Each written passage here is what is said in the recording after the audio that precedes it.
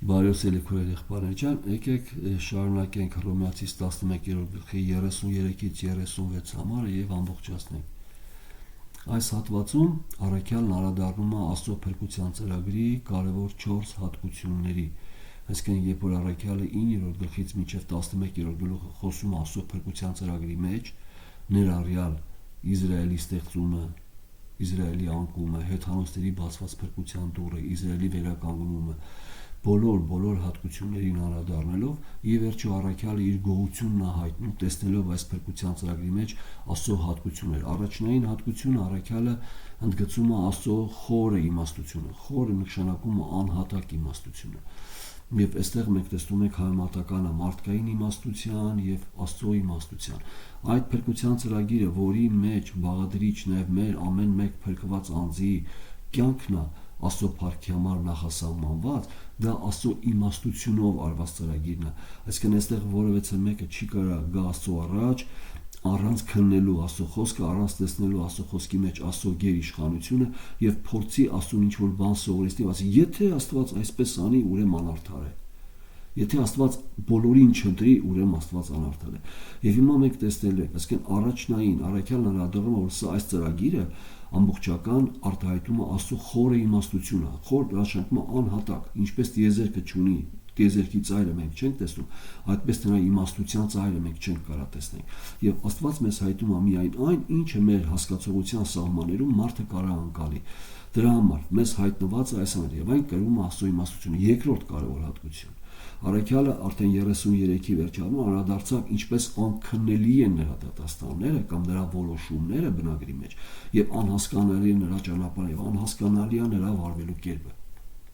Առաքյալը գովաբանում է եւ այդ հատկությունն ներկայացնում է, որ նրա փրկության ծրագիրը մարդու համար, ով չունի աստվածային իմաստություն, ով միայն կարա Աստծո ծրագիրը ճանաչի Աստծուց հայտնված սկզբունքներով, այն օղակներում ինչքանով որ Աստված մարդուն հայտնեց եւ այն գլոբալ սկզբունքներն անքննելի են մնում այդ ծրագիրը ամբողջական։ Այսինքն Աստված մեզ հայտնում է իր փրկության ծրագրի մեջ գլոբալ փուլերը։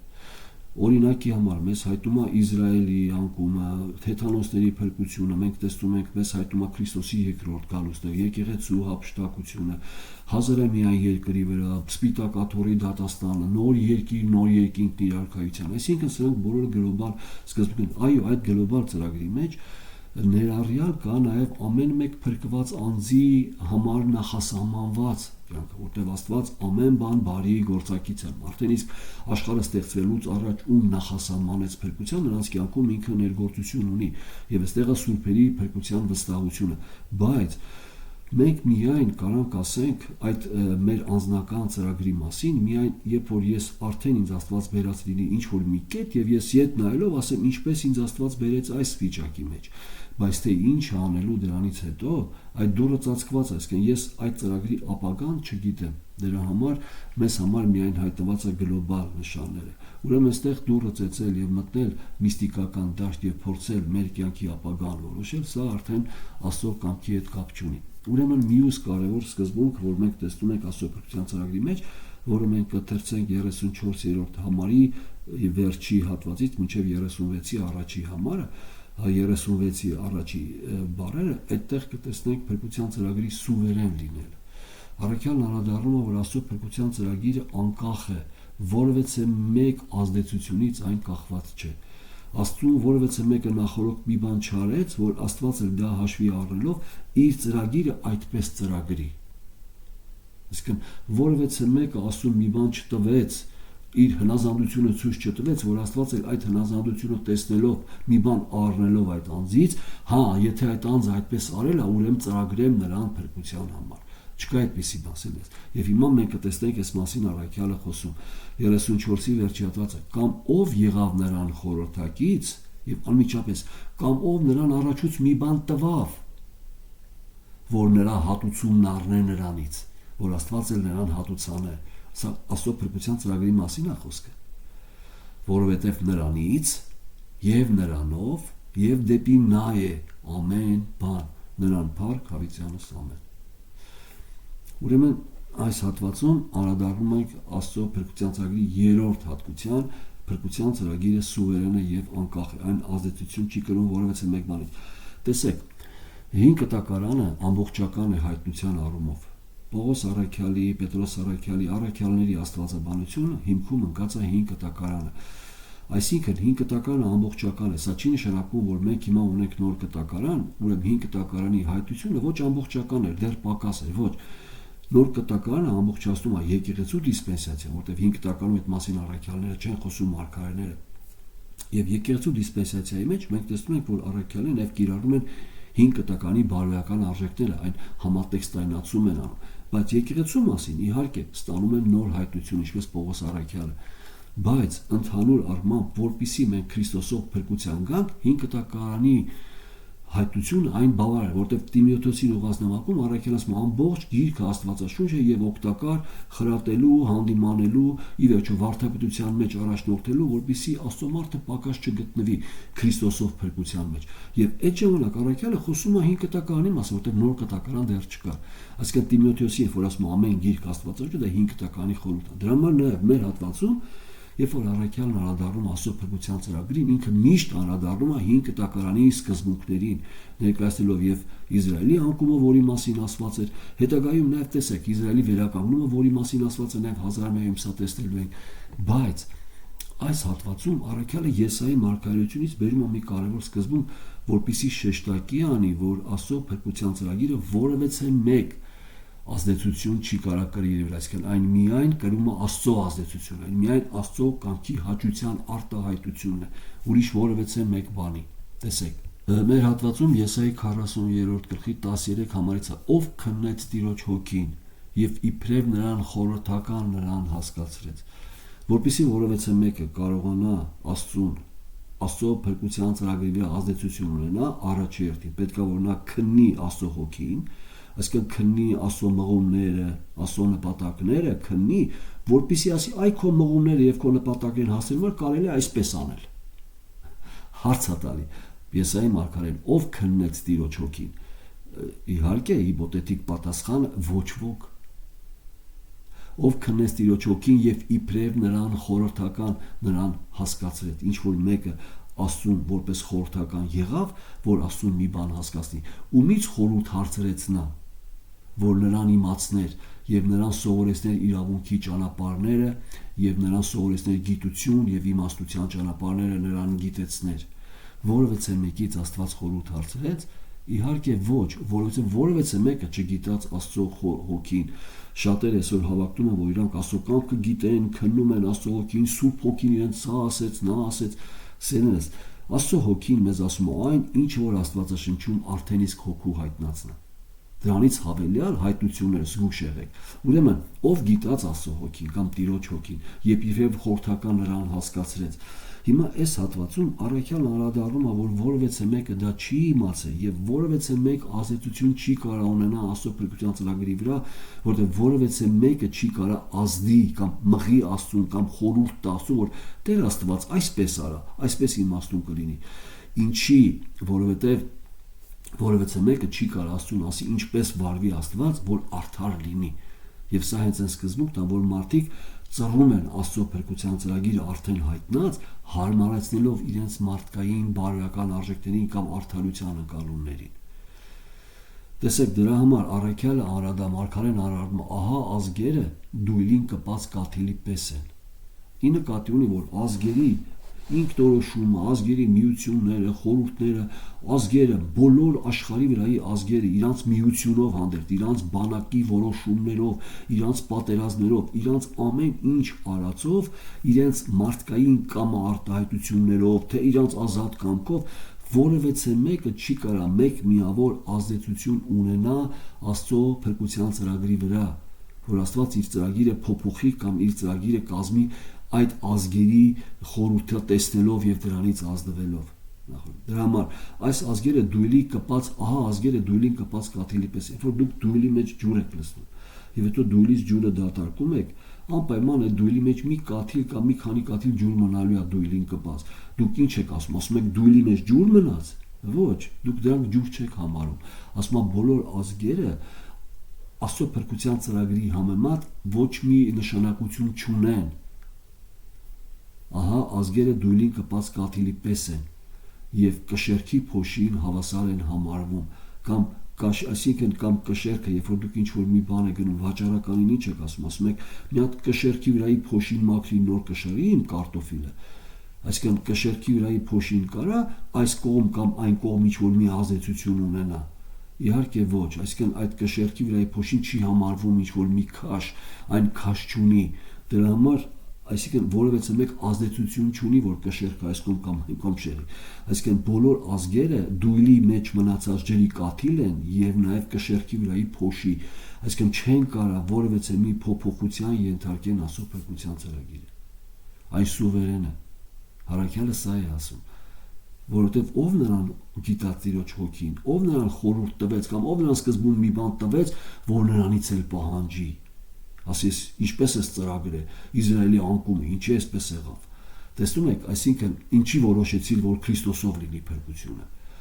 այսինքն սա Աստծո փրկության ծրագիրն է եւ այն անկախ է, եւ անմիջապես անդրադառնում ահա կղզիները վեր խաղացող շամանդաղի պես են, կղզիները, ասենք որ մի շոր դուք թափ եք տալի փոշին, այդ բոլոր կղզիները, բոլոր մայրցամաքները, բոլոր այդ քարտեզը, երկրամասերը, բոլորը ուղղակի փոշի են ասում, այսինքն փոշի նկատի ունի հրեայի հասկացողությունով ունայնություն, այն նշանակում է քաշ չունենալը կապված է արժեք չունենալու հետ, որևէ մեկ ազդեցություն չեն կարա անեն,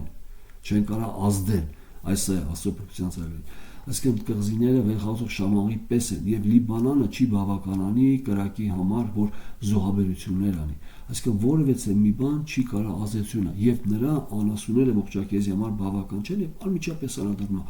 բոլոր ազգերը նրա առաջին ոչինչի պես են, ոչինչից էլ պակաս են եւ ունայնություն են համարվում նրա համար, սա հրեական մենտալիտետն է, ունայնություն, դատարկություն, ի՞նչն է մեզ համար համարվում ոչինչ, դատարկությունը, ի՞նչն եք մենք ասում, այն ոչինչ է, ոչինչ չկա, դատարկությունը, հիմա Մարգարեն ասում է, այդ բոլոր ազգերը Աստծո համար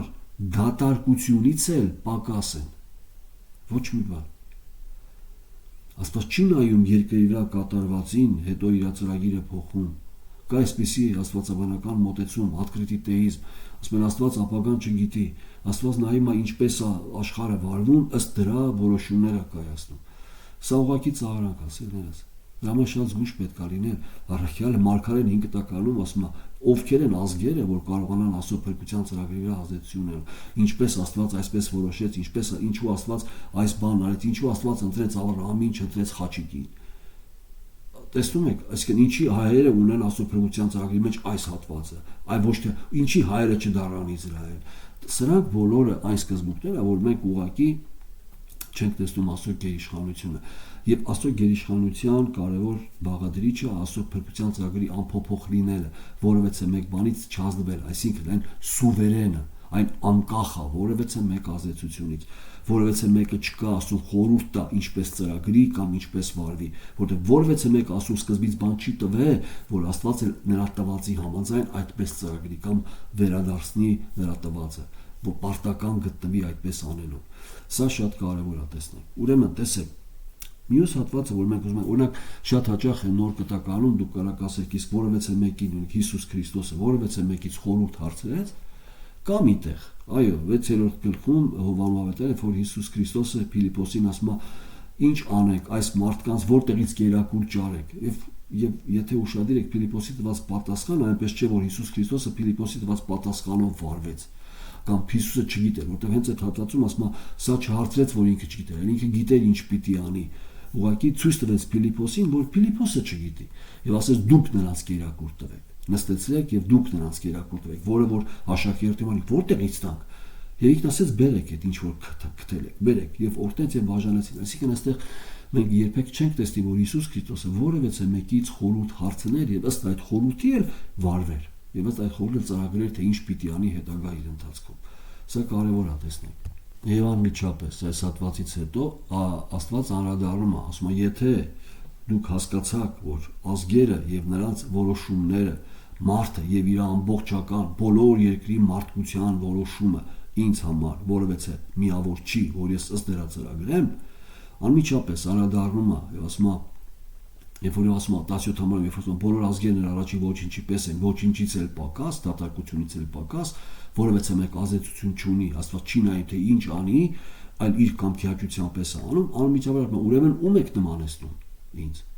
18 համարում Աստված մարգարեի միջոցով ուրեմն ում եք նմանեցնում Աստծուն եւ ինչ նմանության եք հավասարեցնում, եւ անմիջապես անդրադառնում է կուրքը արեստավորի ձգում է, ոսկերի ոսկիով պատում է եւ նրան եւ արծաթի շղթաները ձուլում եւ ասում է սա է քո Աստվածը։ Այսինքն ցույց է տալի, որ դուք մարդիկդ ինչ չճանաչելով, եթե ես իմ անձը ձեզ չհայտնեմ, դուք ձեզ համար աստվածներ եք հորինելու եւ այդ աստվածներին երկրպագելու եւ նույնիսկ այդ աստվածների համար ձեր երեխաներին եք զոհաբերելու։ Ինչի, որտեղ դուք գտելու եք, որ դրանից է կախված ձեր կյանքը, բայց ձեր կյանքը կախված է ինձանից եւ ես ձեզանից կախված չեմ։ Այս է ասում Աստված։ Ես կանեմ այն, ինչ որ իմ ձեռքը կորոշի։ Եվ դա կլինի իրավականը, եւ դա կլինի արդար։ Դամար առաքելն ասում է՝ միթե Աստծո մոտ անիրավություն կա, եւ հետագա համարում 9-րդ գլխի 23-ում ասում է՝ դու ով ես ով մարդ, որ Աստծուն ասես ինչի այսպես արեցիր, մանավանդ որ Աստված անիրավ չի վարվում։ Այսինքն սա կարևոր է, որ մենք հասկանանք, որ մարդը որևէ մեկ ազդեցություն չի կարող անել Աստծո փրկության ծրագրի մեջ։ Այսինքն եթե Աստված որոշեց ողորմել մի քանիսին, մարդը չի կարող այնպիսի մի դիրք բռնի, որ շարժի Աստծո ողորմության զգացմունքը։ Աստված նայի ասի,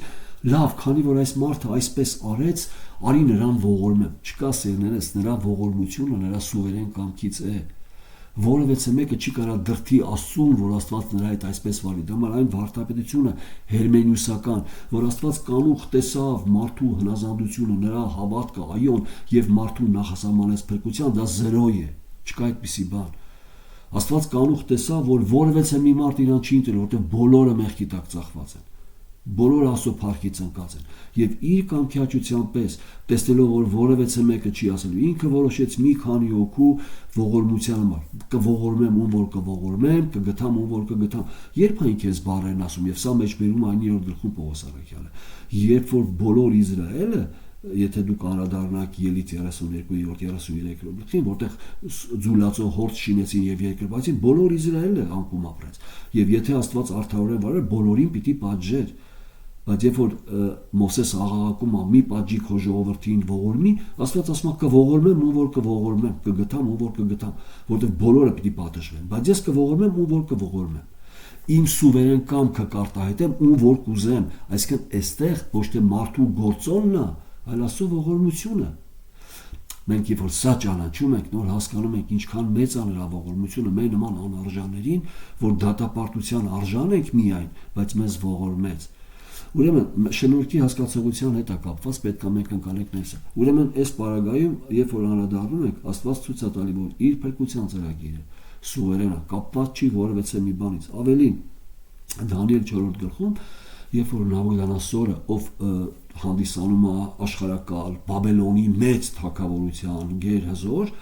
երբ որ մի պահ մարդկորեն տեսավ իր ստեղծածը եւ ասեց՝ «Այ սա իմ ձեռի գործն է», Աստված ուղղակի, որպեսզի ցույց տա, այսինքն որպեսզի նաև գրվի մեզ համար մենք հասկանանք, ուղղակի վերցրեց նրա միտքը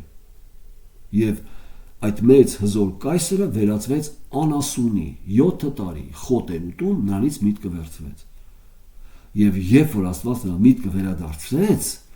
նա արդեն ուրիշ կերպ խոսեց, հիմա կանադառնանք այդ խոսքին։ Այդ նրա խոսքերի մեջ կարևոր բաղադրիչ կա, որտեղ ինքն արտում է աշխարհի մարդը,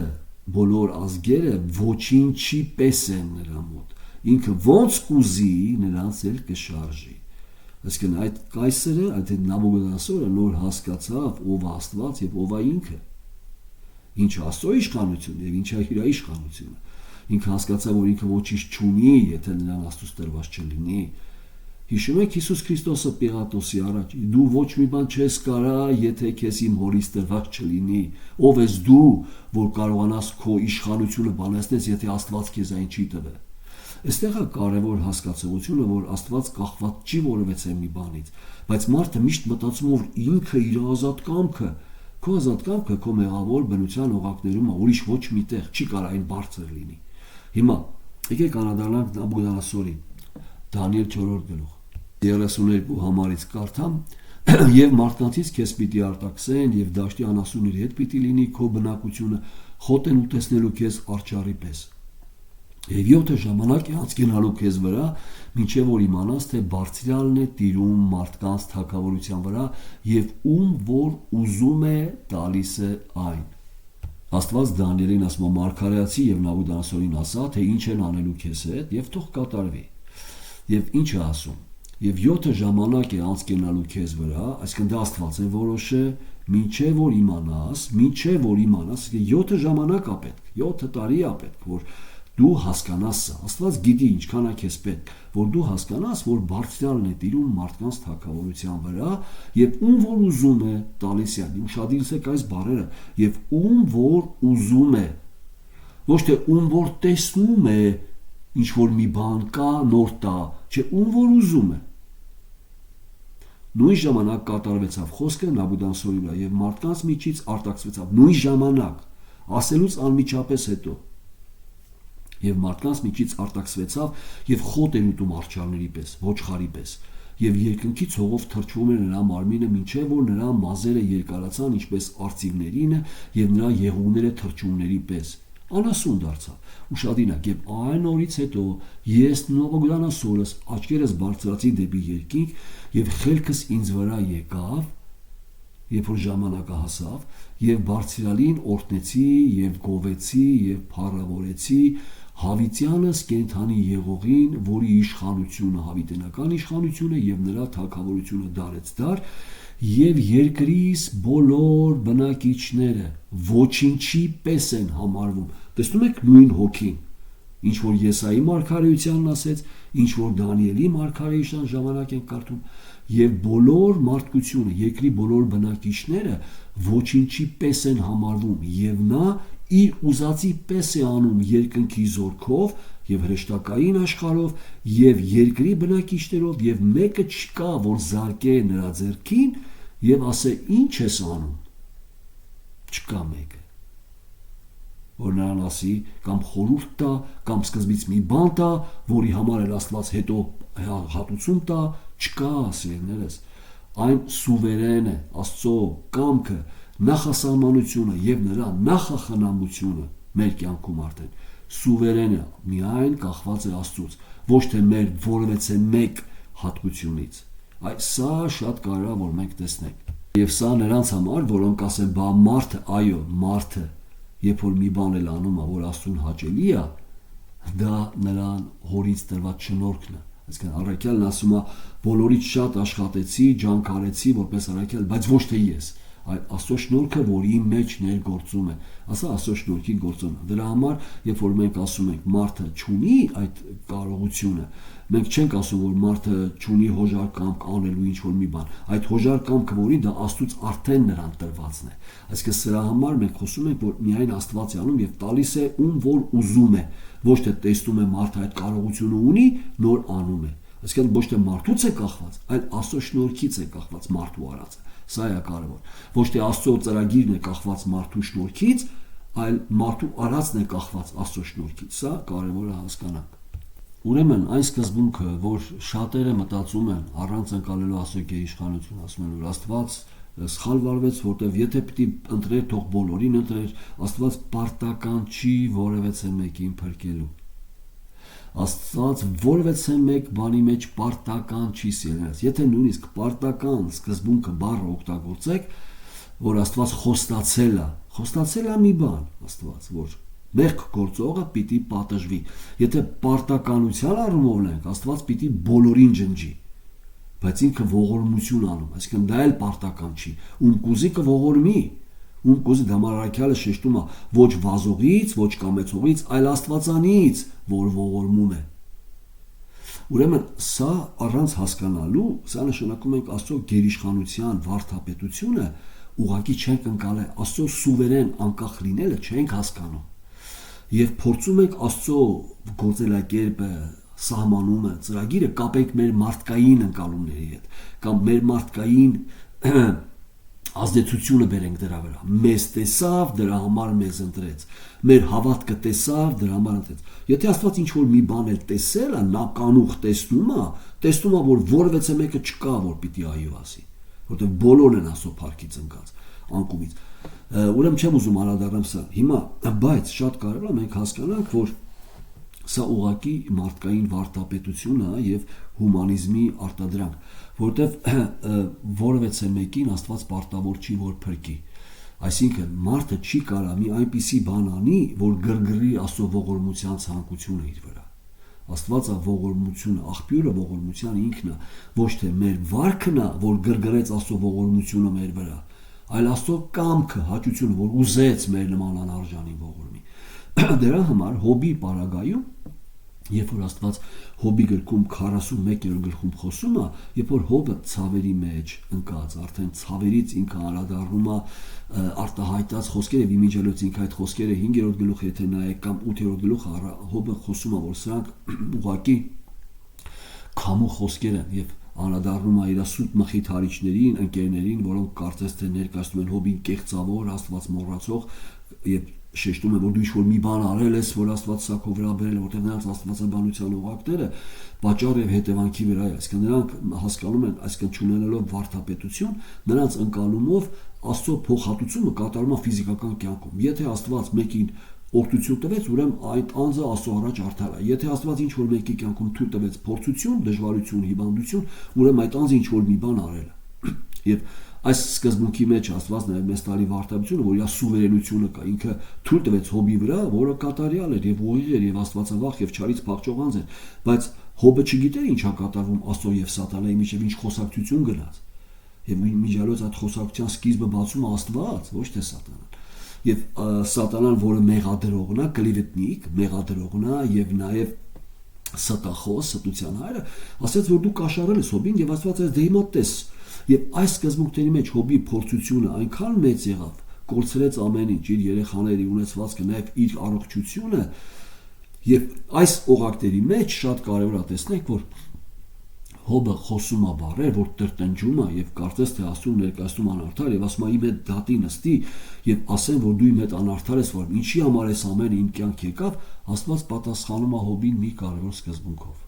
Շատ կարեւոր բան է ասում։ Ոչ կայծակով է հարվածում, ոչ ժայռերի երկրաշարժի մեջ է, Աստված շատ հանգիստ, շատ հեզ Հոբին հարց է տալի։ Անդրադառնում է, ասում է Լևիաթանը տեսնում ես, այսինքն այդ մեծ կենդանին, որ ես ստեղծել եմ։ Կարաս ասում է նրա բերանը թոք գցես եւ քո ուզածով նրան տանես այս կողմենքով։ Չես կարա։ Ես նրան այնպես եմ ստեղծել, որ մարդը չի կարող նրա վրա իշխի։ Նրա գեղեցկությունը։ Ես նրան ստեղծել եմ իմ ուզածով։ Եվ դու այդ իմ ստեղծածի վրա որևէ մեկ իշխանություն չես կարող ունենալ հիմա, եթե դու իմ ստեղծածի վրա իշխանություն չունես։ Ինչպես կարաս դու իմ առաջ դատաստանի գաս եւ այնպես խոսես, որ ինձ մղես ինչ-որ մի բան անելու եւ ասես, որ ես սխալ եմ վարվել քո հետ։ Հիմա տեսեք ինչ է ասում Աստված, ուշադիր նայեք այս բառը։ Գիտեք ինչ է ասելու։ Ասել է դու Հոբ, ինձ մինչև այդ մի բան տվել ես, որ ես էլ ըստ դրա քո հետ վարվեմ քո տվածի համաձայն։ Դու ինձ մի բան տվել ես, եկեք անդրադառնանք սրան։ 10 համարում ասում, մի այնպիսի հանդուգն չկա, որ նրան գրգռե, խոսքը գնում է Լևիաթանի մասին, չկա մեկը, որ ունենա կամք եւ նրան գրգռե կամ նրա վրա բարկանա այդ կենդան։ Ուրեմն ով է նա, որ իմ առաջին կանգնե։ Ով կարա, եթե չեք կարող իմ ստեղծագործության առաջ կանգնեք, ոնց կարաք իմ առաջ կանգնեք։ Ով է առաջ ինձ մի բան տվել, որ ես նրան վճարեմ։ Բոլոր երկնքի տակինը իմն է։ Ինչ է ասում Աստված Հոբին։ Հոբ, դու որևէ մի բան չես արել, որ ես էլ քեզ վճարեմ, որ ես էլ որոշեմ այս բանը քո վրա թողնեմ, թե թույլ տամ, թե թույլ չտամ։ Չես արել։ Ես իմն է բոլորը։ Ես եմ որոշում ինչ անեմ, ինչ անեմ, եւ հետագայում տեսնում ենք Հոբի ինչ օրհնություններ է տալի Աստված, կրկնապատիկը։ Տեսեք, ինչի, բայց Աստված ունի իր ծրագիրը, եւ իր ծրագրի համաձայն վարվեց օգտագործեց Հոբին, բայց ի վերջո տեսնում ենք Հոբի հանդեպ իր բարերարությունը, այո, որոշակի փորձության միջով Հոբը անցավ, որը գրվեց նաեւ մեզ համար, որովհետեւ մենք տեսնենք Աստծո գերիշխանությունը եւ Հոբը հետագա հատվածներում ասում է ձեռքս դնում եմ իմ բերանից եւ լռում եմ, տեսնելով Աստծո մեծությունը, հասկանալով ով է Աստված, Հոբն ասում է հիմա ես լռում եմ, խոսել եմ առանց հասկանալու, խոսել եմ, բայց չեմ հասկացել ինչ է, չեմ հասկացել ում հետ եմ խոսում։ Սա Աստված ճանաչության այն հոգևոր հասակն է, որ Աստված այդ փորձության միջով Հոբին տվեց։ Բայց տեսեք ինչքան կարևոր սկզբունքներով անցկացրեց, ցույց տվեց Հոբի կեղծ մխիթարիչներին, ցույց տվեց այդ մխիթարիչների սխալականը եւ Հոբի ուղիղ լինելը։ Հոբը չգիտի ինչ ա եղել եւ ինքը չէր ասում, որ ես գիտեմ ինչ ա եղել։ Հոբն ասում է ես չգիտեմ ինչի համար ասա։ Իսկ նրա մխիթարիչները մենք գիտենք դու մի բան արել ես անպայման եւ Աստված ասեց գնա ասա քո այդ մխիթարիչներին, որ ամեն մեկը զոհ բերի եւ դու նրանց համար աղոթի, որ ես նրանց չպատժեմ, որտեւ իմ բարկությունը նրանց վրա գրգռվեց, որտեւ քո նման ուղիղ չխոսեցին։ Սա չի նշանակում, որ Հոբը մեղավոր չի կամ մեղավոր բնություն չունի, այլ ուղիղ մնաց Հոբը։ Ինչի նրա աստվածավախությունը թույլ չտվեց, որ ինքը իրանից եզրակացություններ անի եւ այդ եզրակացությունով մեղադրի Աստծուն։ Հոբի համար հայտնված չի, բայց երբ որ ինքը այդ ցավերի մեջ տրտնջում է եւ Աստծուն կանչում է դատաստանի, Աստված մի պատասխան է տալի։ Ասում է դու ինձ ինչ որ մի բան տվել ես, որ պահանջես, ոչ, դե ուրեմն հասկացի ով եմ ես։ Ես ինչ ուզեմ կանեմ, բոլոր երկրի տակինը իմն է։ Սա է Աստծո պատասխանը, սերս։ Եվ Հոբը երանի Հոբին, որտեղ երանելի Հոբը հասկացավ Աստծո տված պատասխանը։ Այն նրանք, որոնք փորձում են պուլտով Աստված պաշտեն, պուլտը գիտեք որն է, Աստված ինձ ես Աստծուն տամ, որ Աստված ինձ տա։ Եվ այսպիսի վարդապետություն կա, տվեք, որ Աստված ձեզ տա։ Մենք չենք տալի Աստծուն, որ Աստված մեզ տա։ Մենք տալիս ենք Աստծուն, որտեղ Աստված արդեն ամենաթակագինն է մեզ համար տվել։ Եվ ինչ որ դուք տալիս եք Աստծուն, դա ձերը չի, դա Աստծո տվածը վերադարձնում եք իրեն, բայց այստեղ Աստված որևէ մի բանի կարիք չունի սերնես։ Ուղղակի Աստված տեսնում է եւ ցույց է տալի մեզ մեր սիրտը, որքանով ենք մենք հոժար տալի, որքանով ենք ճիշտ մղումով տալի, ոչ թե առևտուր ենք անում տանք որ տա, այլ որքանով ենք հասկացել, որ ինքը արդեն տվել է ամեն բան եւ տալիս ենք Տիրոջ, որտեղ իրան է պատկանում։ Սա շատ կարևոր սկզբունքներ է, որ մենք հասկանանք Աստված պաշտության մեջ, եթե ոչ մենք ինչպես արդեն ասացի, պուլտով Աստված ենք պաշտում, այսինքն այն Աստծուն, որ պիտի տանք, որ մեզ տա։ Եվ այս սկզբունքը իմիջիայլոց 5 կտակարանի հեթանոց ժողովրդից է գալի, որ այսօր քրիստոնեական շրջանակներում կա, սա մարդկային մոտեցումն է։ Հեթանոսների մոտ Աստված պաշտության զոհաբերությունները կապված էր սրա հետ։ Նրանք ըստ նրանք կերակրում էին իրենց աստվածներին եւ նույնիսկ նրանք հունական դիցաբանության մեջ որոշակի առումով ասում են որոշ ժամանակ Աստծուն զոհ չտանք, թող սոված մնա,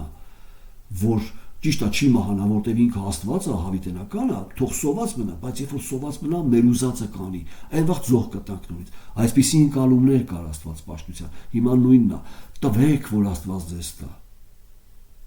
Տեսնում եք,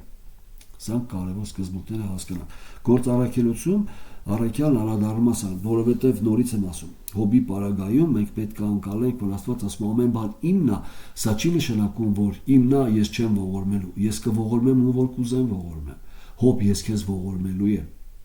Եվ ես որոշեցի, որ քեզ ողորմեմ այս փորձություններից հետո, այս ընթացքի մեջ անցկացնելով, եւ այստեղ է որ Հոբը համաձայնվում է Աստծո կամքի հետ։ Տեսեք, սրանք շատ կարևոր ընկալումներ են։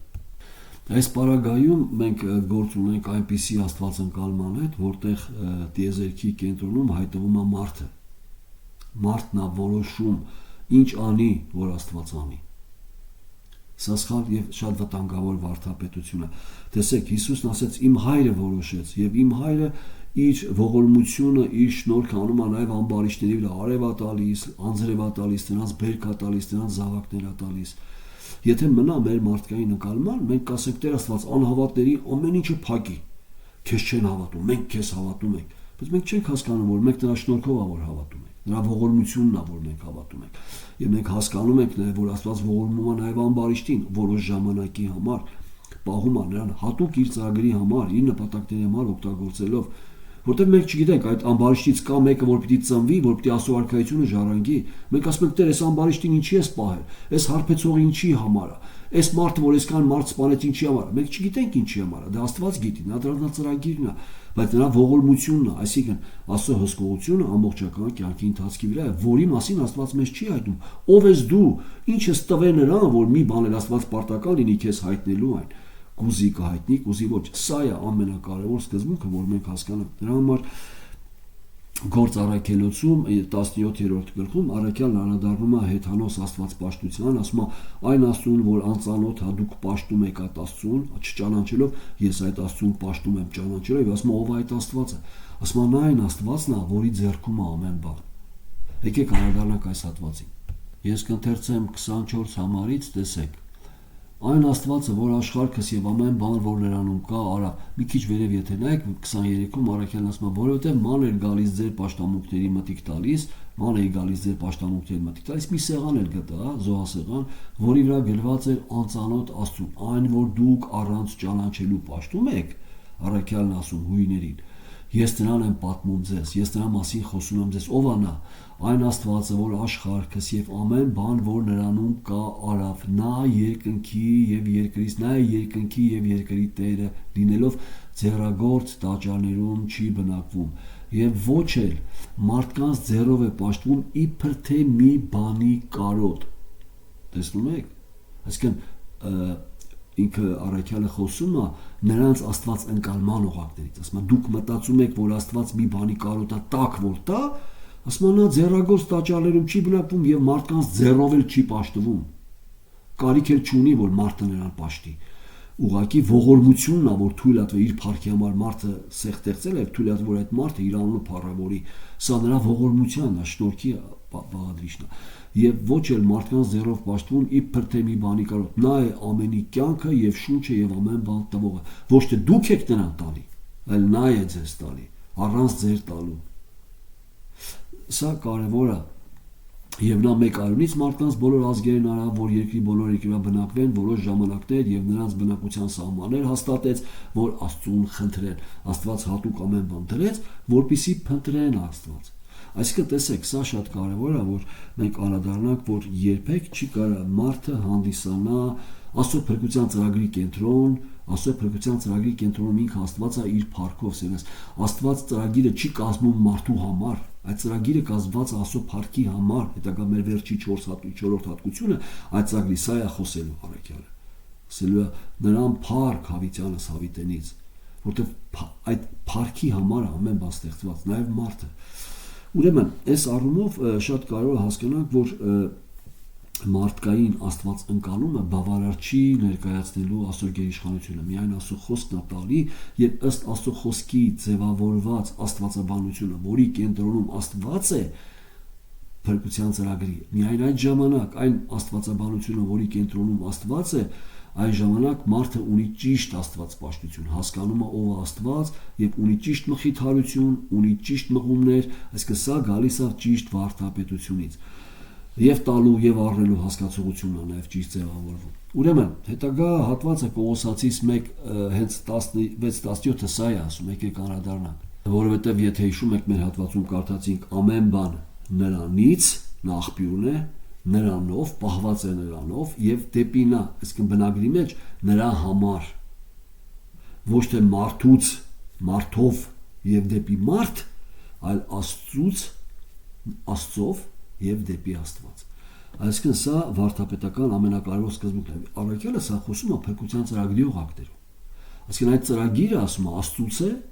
պահվում է Աստծով, այսինքն նախախնամությունը օգտագործում է Աստված, իրականացնում է այդ ծրագիրը, որ իրենից էր եւ դեպի նա եւ նրա համար է այդ ծրագիրը։ Ի վերջո նրա փառքի համար, ոչ թե մեր մարդու համար։ Այսինքն Աստծո փրկության ծրագրի կամ ստեղծագործության կենտրոնում, տիեզերքի կենտրոնում մարդը չի, Աստված էլ մարդու կողքը պատտվի ինչ պիտի անի,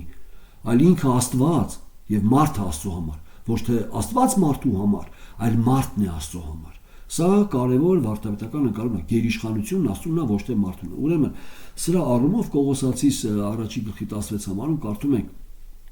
տեսեք, նորից անդրադառնում է ստեղծագործության, որտեղ 5 տականի սկզբունքն է առաքյալի վարդապետության հիմքում։ Վասնզի նրանով ամեն բան ստեղծվեցավ, ինչ որ երկնքում է եւ ինչ որ երկրի վրա, եւ երևողները եւ չերևողները, թե աթոռները, թե տերությունները, թե պետությունները, թե իշխանությունները, ամեն բաները նրանով եւ նրա համար ստեղծվեցան, նրանով եւ նրա համար։ Աղբյուրը եւ նպատակը ով է։ Մարդը, ոչ Աստված։ Եվ աղբյուրը եւ նպատակը։ Բա մենք ով ենք։ Այդ նպատակի մեջ բաղադրիչ կարևոր մասնիկ, որ Աստված իր պատկերով եւ նմանությունով ստեղծեց իր փառքի համար եւ այդ մարդուն ստանում է, նախախնամությունով։ Սկզբում առաջի Ադամը շնչավոր, հետո երկրորդ Ադամը իր պատկերը կրող հոգևոր երկնքից, առաջինը հողից, հետո երկնքից։ Եվ մենք արդեն խոսել ենք, որ Աստված մեզ չի նորոգում առաջի Ադամի պատկերի նման, այլ մեզ կանգնեցնում է Քրիստոսի պատկերի նման, նմանեցնում է Քրիստոսին, եւ փառավորյալ մարմիններով եւ փրկagված հոգինով։ Այսինքն սա Աստծո ծրագիրն է, որ իրականացնում է Աստված իր փառքի համար։ Ինքը որոշեց, ինքը իրականացնում է։ Եվ հետագայում այդ համարը կնայենք Եսայի մարգարեության, Աստվածում է ես որոշել եմ, ես էլ կատարելու եմ։ Ուրեմն տեսեք, այս առումով Կողոսացիս 16-17-ն է. Վասնզի նրանով ամեն բաները ստեղծվեցան ինչ որ երկնքում եւ ինչ որ երկրի վրա, երևողները, չերևողները, աթոռները, տերությունները, թե պետությունները, թե իշխանությունները, ամեն բաները նրանով եւ նրա համար ստեղծվեցան։ Եվ նա ամենից առաջ է, ամեն բան նրանով է հաստատ, եւ ամեն բան նրանով է հաստատ մնում։ Այս տիեզերքը, այս բոլոր համաստեղությունները, տեսեք, այս ամեն ինչը, որքանով էլ մարդը պրպտի, թռնի տիեզերք, ուսումնասիրի մոլորակները, չգիտեմ ինչեր նայի տիեզերքում որոշումներ կա, Աստված ինչքանով թույլ կտա, այնքանով էլ մարդը կհասկանա։ Բայց տեսեք, եթե մի բան Աստված իր ձեռքը վերցնի, այդ մոլորակների շարժը կդադարի եւ նրանք կոչնչանան, եւ այսպես էլ լինելու է վերջում։ Գրված է մագաղաթի նման երկինքը գալարվելով փաթաթվելու, այսինքն վերանալու է եւ նոր երկինք եւ նոր երկիր ենք սպասում։ Այս երկիրը եւ երկինքը, որը մենք ընկալում ենք որպես միշտ կա եւ կմնա, մի օր Աստված այն վերցնելու է, այսինքն այն ջնջելու է։ Այսինքն նրանով նա ստեղծեց, նա պահում է իր զորությունով։ Եթե Աստված իր ձեռքը քաշի, մոլորակների շարժը կդադարի։ Կդինի այդ մեծ պայթուն հասկացողություն միգուցե, չգիտեմ, բայց ամեն բան կվերանա եւ բջիջները, որ միացել են աներևույթից դարել են ինչ որ մի մարմին, այդ մարմինները կվերանան։ Հիմա նրա շնորհքով է պահված սա։ Եվ սա հետաքրքիր է, որ նաև դատաստանի պարագայում տեսնում ենք, որ Աստված ինքն անում ամեն բան, նոր անում, ահա նոր եմ անում ամեն բաները։ Եվ սա Աստծո փրկության ծրագիրն է, ասելես, որը անկախ է որևէ մեկ ազդեցությունից, որևէ մեկ մարդկային որոշումից, որևէ մեկ մարդկային միության խորհուրդներից, բանակից, մարդկային զորություններից, որևէ մի բան չի կարող ազդի, այն ջերի դույլի մեջ եղող կաթիլ է եւ կշերքի վրա եղող փոշի, որ որևէ մի կողմ չի թեքում կշերքը, որևէ մեկ ազդեցություն չունի Աստծո փրկության ծրագրի վրա։ Այս մասին է խոսում Աստված։ Ուրեմն սա պետք է հասկանանք, որ ինչ որ կա Աստծուց է, ինչ որ մնում է Աստծով է եւ ինչ որ գնում է դեպի Աստված է գնում։ Սա կարևորն է։ Առաջի Կորինթացիս 8:6-ում տեսեք, Առաքյալը ասա, բայց մեզ համար մեկ Աստված կա Հայրը, որից են ամեն բաները եւ մենք նրա համար։ Եվ մեկ Տեր Հիսուս Քրիստոս, որով են ամեն բաները եւ մենք նրանով։ Անդրադառնում է Հոր Աստծուն, որպես նախասահմանող ծրագրող, եւ Հիսուս Քրիստոսին, որպես Հոր ծրագրողը կատարողի, եւ անմիջապես ասում, մեզ համար մեկ Աստված կա, փրկված անձի հասկացողություն, այսինքն Աստծուց ստացած հասկացողությունով մարդու համար կա մեկ Աստված եւ ինչ հատկություն է ներկայացնում, որից են ամեն բաները։ Այդ Աստծուց են բոլոր բաները։ Ոչ թե մարդուց, այլ Աստծուց եւ մեկ նրա համար եւ նաեւ մեկ որ ստեղծեց, նրա համար ենք ստեղծված։ Եվ մեկ Տեր Հիսուս Քրիստոս կա, փրկիչ Աստծուց նախասահմանված, որով են ամեն բաները,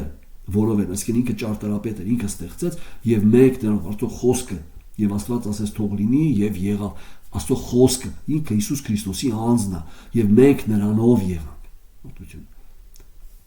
Սակայն ամեն այս գիտությունը չունեն, որտեղ ոմանք կուրքի մասին խշմատանքով են ուտում մինչև հիմա իբրև կուրքի զոհված։ Այսինքն ոմանք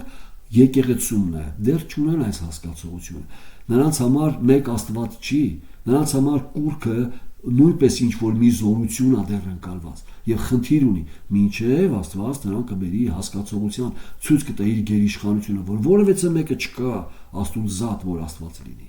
Սա կարևոր է ընկալենք։ Ուրեմն Առակաց 16:4 եթե կարդաք, ասում է Աստված ամեն բան իր համար ստեղծեց, նույնիսկ ամբարիշտին դատաստանի օրվան համար։ Աստված ամեն բան իր համար ստեղծեց։ Սերենը սա կարևոր սկզբունք է, երբ որ մենք հասկանում ենք Աստծո գերիշխանությունը եւ այդ գերիշխանության արտահայտությունը Աստծո փրկության ծրագրի մեջ նրա անազդեցիկ, անկախ լինելն է։ Աստծո փրկության ծրագիրը Աստված ծրագրել է որևէ մեկի բանից կախված չլինելով։ Տեսեք, Առակաց 16:4-ը։ Տերն է ստեղծել ամենը իր նշանակության համար կամ իր համար։ Ռուսերենի մեջ եթե կարդաք, առավել Всё сделал Господь ради себя, իր համար։ Տերը ստեղծել է ամենը իր նշանակությամբ, իր համար։ Եվ ամբարիշտն էլ չար օրվա համար։ Եվ ամբարիշտը, այսինքն Աստված նույնիսկ ամբարիշտին իր կամքով օգտագործումը շատ հաճախ տեսնում ենք դատաստանի համար, դատաստանի իր արդարությունն արտահայտելու համար։ Շատ հաճախ տեսնում ենք ամբարիշտին թույլ տալի, որ գա Իսրայելին պատժելու։ Դա իր դատաստանների կամ իր որոշումների համար։ Եվ ամբարիշտին էլ չար օրվա, այսինքն Տերը ստեղծել է ամենը իր նշանակության համար, այսինքն չի նշանակում, որ Աստված միայն բարին թույլ տվեց լինի, այլ նաև թույլ տվեց, որպեսզի մեղքի անկումը լինի, որոշ հրեշտակային աշխարհանկում ապրի, լինի սատանան, որ գայթակղեցնող, այսինքն որոշակի Աստծո փրկության ծրագրի մեջ կարևոր փուլեր են սրանք, որ Աստված ծրագրեց։ Անմիջապես 5-րդ համարը ասում է. Տիրոջը զզվել են ամեն գորոզամիտները, անշուշտ որ նրանք անմեղ չեն համարվելու։ Ամբարիշտին ստեղծեց կամ ամբարիշտին դրեց չար օրվա համար եւ անմիջապես ասում է Տիրոջը զզվել ամեն գորոզամիտը։ Սա չի նշանակում, որ ամբարիշտը Աստծուն հաճելի է, բայց Աստված օգտագործում այն իր ծրագրի մեջ։ Մենք պետք է սա հասկանանք։ Ի վերջո այդ ամբարիշտը պատասխան է տալու եւ արդարությամբ դատապարտվելու է, եթե Տիրոջը չընդունեց։ Բայց մենք պետք է հասկանանք, որ Տերն է ստեղծել ամեն բանը իր համար, ոչ թե մեզ համար, այլ իր համար։ Սա ամենակարևոր սկզբունքն է։ Տեսեք, Մատթեոս 20-րդ գլխում Քրիստոս երբ որ մի առակ է պատմում, այդ առակում հիշում եք, որ դուրս է գալի այգի եւ վերջով որոշում է այգու աշխատողներին փողը վճարի եւ այդտեղ տրտունջ կա, ասում են ինչի սրանց էլ այսքան տվեցի եւ այդտեղ կարեւոր է, որ Աստծո սկզբունքի հետ կապված Քրիստոսը շատ կարևոր բան ասում է եւ տեսեք 20-15 համարում տեսեք Տերը ինչ ասում այդ մարդկանց տրտնջացողներին։ Տեսեք, այդտեղ կարծես Աստծո կերպարն արտահայտված նույնպես սուվերեն կամքով քոնը առ եւ գնա, բայց ես ուզում եմ, որ այս հետինին տամ ինչպես քեզ։ Ես եմ որոշում ինչքան տամ, ինչքան չտամ։ Եթե հիշում եք այս առակը, կանչեց սկզբում աշխատողներին, նրանց հետ պայմանավորվեց, ասենք 1 դահեկանով,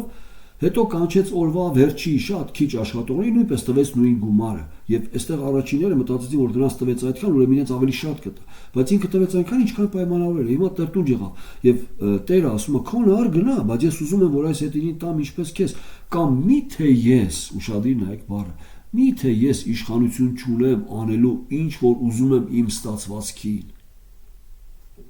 Կամ թե քո աչքը չար է, որ ես բարեր արեմ։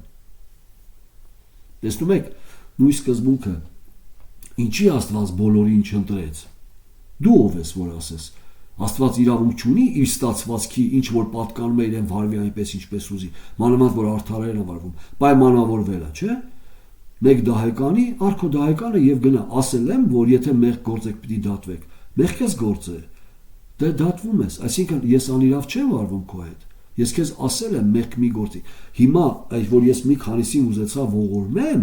միթե քո աչքը չար է, որ ես ուզեցա մի քանիսին ողորմեմ։ Տեսեք, ավետարանը տարածվում է բոլորին, բոլորը լսում են, բայց նորից եմ ասում, սա չի նշանակում, որ բոլորը լսում են փրկության համար, շատերի համար, ավետարանի լուրը դատապարտության համար է։ Նրանք պիտի կանգնեն Աստծո առաջ եւ Աստված պիտի ասի. լսել ես, այո, մերժել ես, այո, արդար դատաստան։ Այսինքն սա կարևոր է մենք հասկանանք, ճիշտ ընկալեք, ես չեմ խոսում այդ տեսանկյունից, որ դաժանություն է համարված։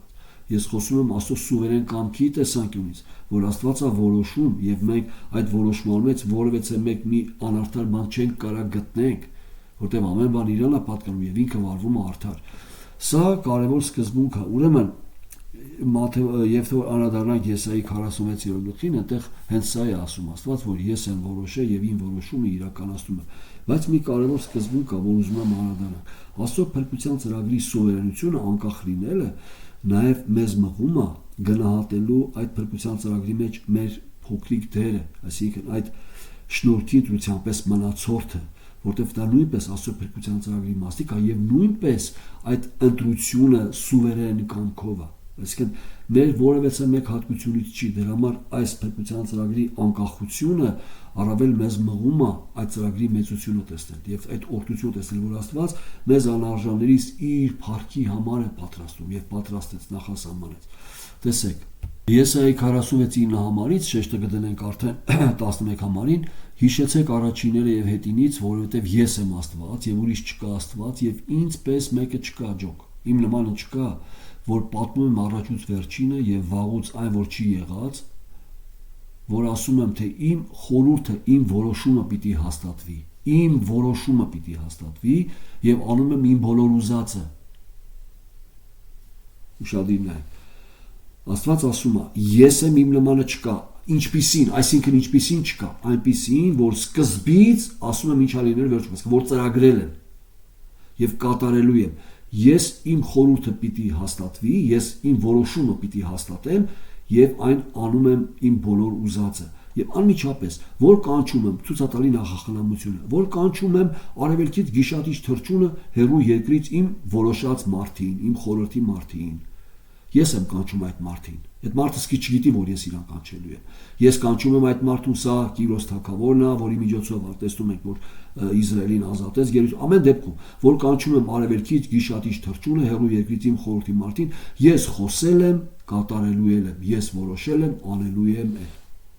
անելու եմ։ Ինձ լսեցեք, ով խստասիրտներ, որ հեռացած եք արդարությունից։ Ես խոսել եմ, կատարելու եմ։ Ես որոշել եմ, անելու եմ։ Այստեղ կարևոր է հասկանանք, որ Աստված ներկայանում է որպես գերիշխան եւ որպես ամեն բան իր ստացված մարդն ներառյալ հետ։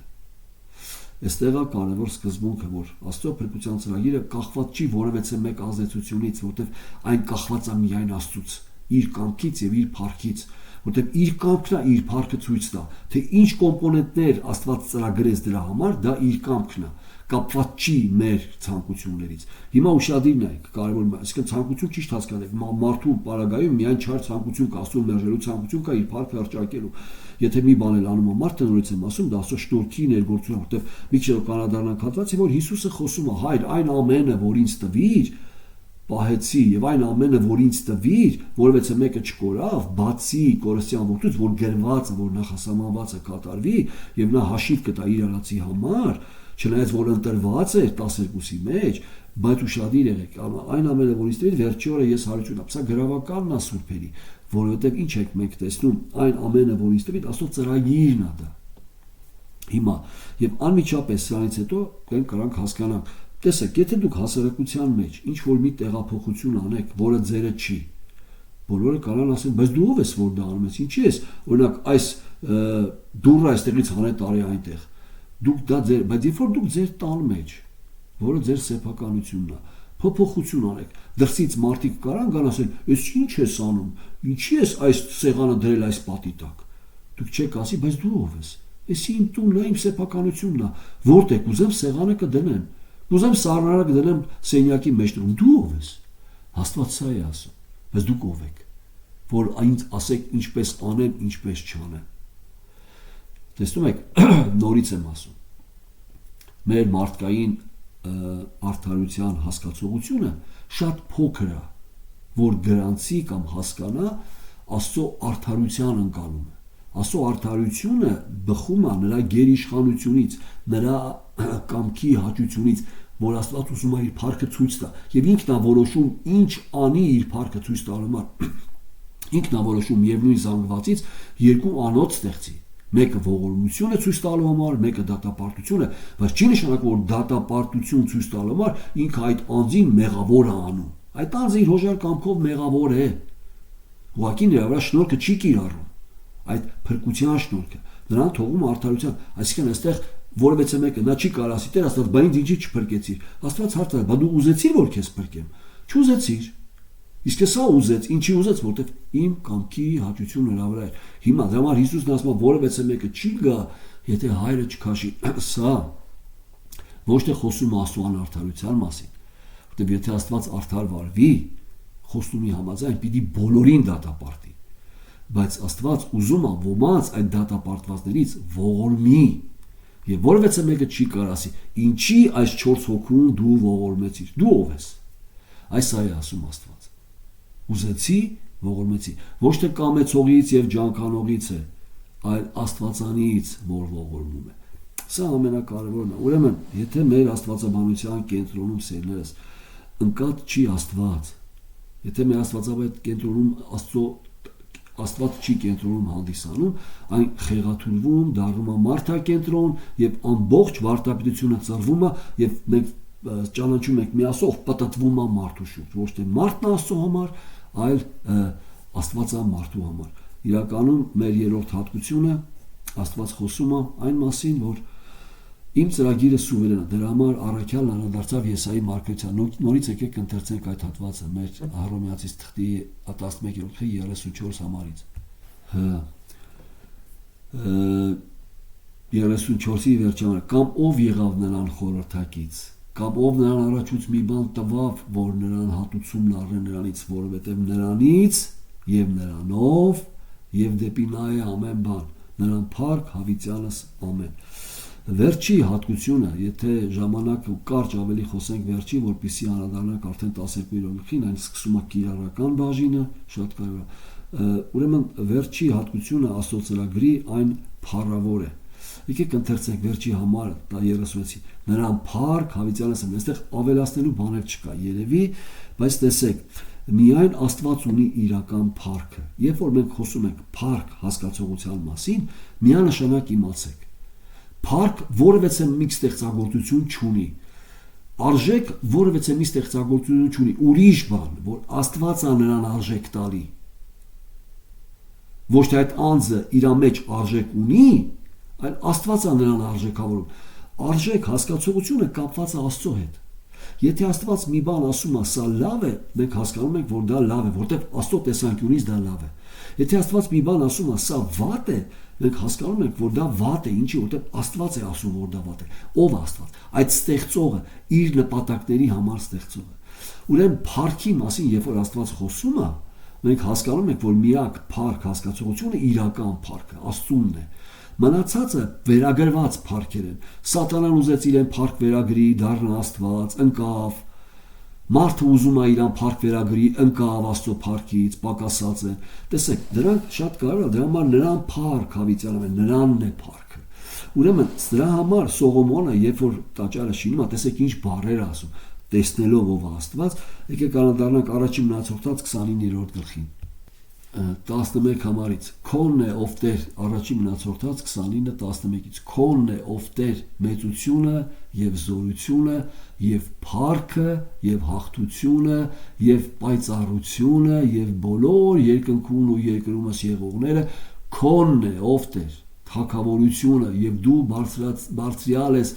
ամենից վեր իբրև գերիշխան։ Տեսնում եք, իբրև գերիշխան, աստվածաբանական տիտղոսը։ Եվ դու բարձրացել ես ամենից վեր իբրև գերիշխան, եւ հարստությունն ու պատիվը քո երեսիցն է, եւ դու ես ամենի վրա տիրողը, եւ քո ձեռինն է զորությունը ու կարողությունը, եւ քո ձեռինն է ամենի մեծացնելը եւ ուժովացնելը, քո ձեռքում է ամենին մեծացնելը եւ ուժովացնելը։ Եվ հիմա ով Տեր Աստված, մենք փառաբանում ենք քեզ եւ օրհներգում ենք քո փառավորյալ անունը։ Ինչի, որտեվ ճանաչում ենք ով ես դու։ Եթե ոչ, կսկսենք Աստծո հետ վիճել, վարդապետությունները շեղել գերիշխանության, սուվերենությունը վերածել մարդկային հատկությունից եղած ընտրությունների, այստեղ Աստված չի փառավորվում եւ գերիշխան չի, այսինքն Աստված չի որոշողը, այլ Աստված նայում է մարդը ինչ է որոշելու, որ ըստ այդ որոշումի էլ ինքը որոշի։ Այստեղ Աստված ոչ թե որոշողն է, այլ որոշողին հաստատողը։ Այսինքն տեսավ դու այդպես արեցին, ինքն էլ այդպես արեց։ Այսինքն քո հետևից է գալի։ Ոչ թե ինքը քեզ տանում, այլ դու ես իրան տանում։ Սա կարևոր է, որ մենք հասկանանք։ Ու դրա համար Եփեսացիս 3:20-21-ում առաքյալ երբ որ փառաբանում է, ցույց է տալի, որ Աստված կարող է տալ ավելին, քան որ մենք ուզում ենք։ Դա նրա սուվերեն կամքն է, տեսեք։ Երբ որ խոսքը գնում է Քրիստոսի, որ ճանաչենք Քրիստոսի սերը, որ ամեն գիտությունից գերազանց է, որ մեր հասկացողության մեջ չի տեղավորվում, որ Աստծո ամեն լիությունով է լցվեք, բայց նրան, որ կարող է առատությամբ անել ամեն բաներից ավելի, քան որ խնդրում ենք եւ իմանում այն զորության չափով, որ մեզանում ներգործում է, այն զորության չափով, որ մեզանում ներգործում է, որ կարա ավելին տա, քան որ խնդրում ենք։ Նրան փառք լինի եկեղեցում, որ Քրիստոս Հիսուսումն է, ամեն դարերում հավիտյանս հավիտենից ամեն։ Նրան փառք լինի եկեղեցիում, որ Հիսուս Քրիստոսի մեջ է։ Եկեղեցի մարդիկ են, մարդկային այդ խումբն է։ Այն մարդիկ, որոնք Քրիստոսի մեջ են, նրան փառք լինի եկեղեցիում, փառավորեն հորը այդ եկեղեցիում, որ Քրիստոսի մեջ է, ամեն դարերում հավիտյանս հավիտենից։ Ամեն։ Սերնես, տեսեք, վերջում մենք կտեսնենք այս փառքը։ Մենք հիմա հայելու մեջ ենք տեսնում սա։ Մենք հիմա այն process-ի մեջ ենք, ընթացքի մեջ ենք, որ շատ հաճախ չենք տեսնում ինչ է անում Աստված։ Այսինքն նախախնամության մեջ մենք որոշ նորից եմ ասում գլոբալ փուլերը գիտենք, բայց ի վերջո մենք չենք կարող նայենք երևույթներին, ասենք Իսրայելը այսպես է, ուրեմն այսպես է անում Աստված։ Մենք չենք կարող որոշենք։ Դա մեր պատկերացումներն են, գործի մի դրեք դա։ Մենք գիտենք ինչ է լինելու եւ ամեն բան գնում է դրան, որտեղ ամեն բան Աստծուց, Աստծով եւ Աստծո համար է։ Ի վերջո ամեն բան փառավորելու է հորը։ Սա կարևոր է։ Մեզ մնում է, որպեսզի մենք Աստվածաշունչը ճանաչելով ճանաչենք Աստծո գերիշխանությունը, որը մեր կյանք է բերում վստահել Աստծուն, նրա հսկողությանը, նրա գերիշխանության ներգործությանը, նրա զորությանը, որ պահում է մեզ, որ տալիս է մեզ ավելին, քան թե որ ուզում ենք, այն չափով, որ մեզանում ներգործում է, վստահենք այդ ներգործության։ Այն գործը, որ Աստված սկսեց, ավարտին կհասցնի։ Սա մնում է, որպեսզի մենք համբերությունով եւ վստահությունով սպասենք ի վերջո ամեն բան տանելու է դեպի Աստծո փառք։ Եվ Աստված մեզ ստեղծեց իր փառքի համար։ Եվ սա շատ կարևոր է։ Տեսեք, եւ դրա մեջ ընդգրկված այս ծրագրի մեջ եւ հрьяաների անկումը, եւ հեթանոսների կանչելը, եւ իր հрьяաների վերականգնումը։ Այս ամենը նրա փրկության ծրագիրն է եւ այս ամենի մեջ նաեւ ամեն մեկից նախասահմանությունը փրկության առումով։ Սա շատ կարևոր է։ Ուրեմն կարևոր մի հարց, սիրելի բարեկամս, որ լսում ես, դու որտեղ ես։ Քրիստոսի մեջ որպես եկեղեցի, թե դուրսն ես։ Եթե Աստված խոսում է քո սրտին, ուղղակի Հիսուս Քրիստոսին որպես կյանքի Տեր եւ Փրկիչ ընդունի։ Եվ Աստված կգա քո կյանք եւ կսկսի Աստված քո մեջ այդ նույն սուրբ գործը։ Սա ամենակարևորն է, որ ես որպես կոչ կարամ ուղղել, բայց ընդհանուր առմամբ մեր այս 11-րդ գլխի 33-ից 36-ը խոսեց Աստծո 4 հատկությունների մասին, որը արտահայտվում է Աստծո փրկության ծրագրում։ Առաջինը այն իմաստությունով դրված ծրագիրը, այն մի ծրագիր է, որ մարդու համար անհասանելի եւ անքննելի է, նրա որոշումները եւ նրա վարվելակերպը, այն մի ծրագիր է, որը որևէ մեկից կախված չի, այն սուվերեն, միայն Աստծո կամքի հաճությունն է այդտեղ, եւ այն մի ծրագիր է, որը փառավոր է, որտեղ այդ ծրագրի մեջ ամբողջանում է այն ամեն ինչ, որ Աստված արեց իր փառքի համար, եւ ի վերջո Աստված ցույց է տալու իր փառքը իր ժամանակին։ Տերը ձեզ օրհնի իր փառքի համար։ Ամեն։